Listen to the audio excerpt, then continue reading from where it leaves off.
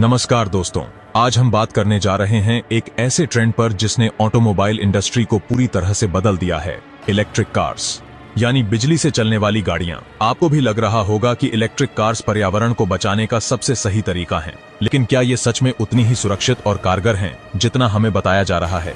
क्या इसके पीछे कोई अनदेखी सच्चाई है जिसे हम नजरअंदाज कर रहे हैं? Electric cars. शुरुआत में ही छुपा है एक रहस्य। इलेक्ट्रिक कार्स को अक्सर ग्रीन टेक्नोलॉजी या पर्यावरण के लिए सुरक्षित विकल्प माना जाता है। पेट्रोल और डीजल गाड़ियों के मुकाबले ये कार्बन डाइऑक्साइड और अन्य प्रदूषकों का उत्सर्जन नहीं करती, जो एक बड़ा फायदा है।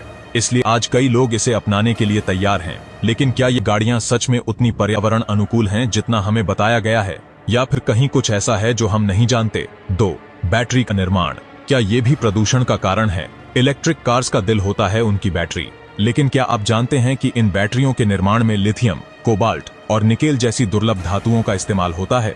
इन धातुओं को निकालने के लिए माइनिंग, खनन की जाती है, जो न केवल पर्यावरण को नुकसान पहुंचाती है बल्कि स्थानीय समुदायों के लिए भी खतरा है।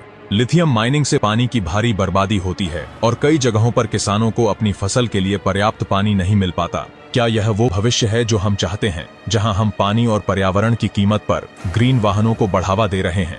3. बिजली का स्रोत। क्या ये वाकई हरित ऊर्जा है? जब हम इलेक्ट्रिक कार्स का इस्तेमाल करते हैं तो हम मानते हैं कि ये कार्बन उत्सर्जन नहीं कर रही हैं, लेकिन सवाल उठता है कि आखिर इस बिजली का स्रोत क्या है? कई जगहों पर बिजली अब भी कोयला जलाकर बनाई जाती है, जिससे भारी मात्रा में कार्बन डाइऑक्साइड का उत्सर्जन होता है। तो भले ही आपकी कार सीधे प्रदूषण न कर रही हो, लेकिन इसके लिए बिजली बनाते समय कहीं और भारी प्रदूषण हो सकता है। क्या यह वास्तव में हमें पर्यावरण को बचाने में मदद कर रहा है? 4. बैटरी की उम्र और निस्तारण। एक और छुपा हुआ खतरा। इलेक्ट्रिक कार्स की बैटरियां एक निश्चित समय के बाद खत्म हो जाती हैं और इनका निस्तारण, डिस्पोजल भी एक बड़ी चुनौती है। लिथियम आयन बैटरी को सुरक्षित रूप से निस्तारित करना आसान नहीं होता, और अगर इसे गलत तरीके से फेंक दिया जाए तो यह हमारे वातावरण और जल स्रोतों को प्रदूषित कर सकती है। कई वैज्ञानिक इस बात से चिंतित हैं कि भविष्य में ये बैटरियां प्लास्टिक की तरह ही हमारे लिए एक नया कचरा संकट न बन जाएं। क्या हमने इस समस्या के बारे में पहले ही सोचा है? 5. कितनी पर्यावरण अनुकूल हैं इलेक्ट्रिक कार्स? अब सवाल उठता है कि इलेक्ट्रिक कार्स से हम सच में कितना फायदा पा रहे हैं। कई रिपोर्ट्स कहती हैं कि अगर हम पूरी तरह से सौर या पवन ऊर्जा पर आधारित न हो तो इलेक्ट्रिक कार्स का पर्यावरण पर प्रभाव भी सीमित हो सकता है। यानी इलेक्ट्रिक कार्स का सबसे ज्यादा फायदा तब है जब हमारी बिजली भी पूरी तरह से ग्रीन हो। अगर हमारी बिजली का स्रोत कोयला, तेल या गैस है तो इलेक्ट्रिक कार का असली फायदा शायद उतना बड़ा नहीं है जितना हमें लग रहा है। 6. क्या इसका कोई समाधान है? इसका समाधान है, लेकिन इसके लिए हमें कुछ बड़े कदम उठाने होंगे। ग्रीन एनर्जी में निवेश। इलेक्ट्रिक कार्स का सही फायदा तभी मिल सकता है जब हमारी बिजली ग्रीन स्रोतों से आए। हमें सौर, पवन और जल ऊर्जा पर ज्यादा जोर देना होगा ताकि इलेक्ट्रिक कार्स वाकई पर्यावरण के अनुकूल बन सकें। माइनिंग के नियम और नैतिकता। हमें खनन के तरीकों को और पर्यावरण अनुकूल बनाना होगा और इस पर सख्त नियम लागू करने होंगे ताकि पानी और संसाधनों की बर्बादी न हो।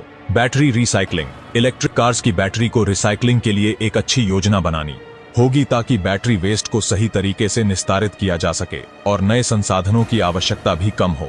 अगर हमने इस तरह के कदम उठाए तो इलेक्ट्रिक कार्स सही मायने में हमारी पृथ्वी के लिए एक वरदान बन सकती हैं। तो दोस्तों, इलेक्ट्रिक कार्स एक बेहतरीन और जरूरी कदम है, लेकिन इसके साथ कई चुनौतियां और अनदेखे खतरे भी हैं।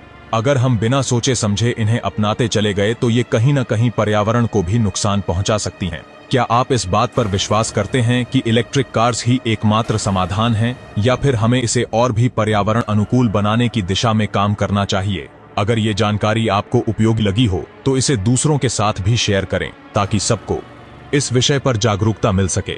मिलते हैं अगले वीडियो में, तब तक के लिए जय हिंद।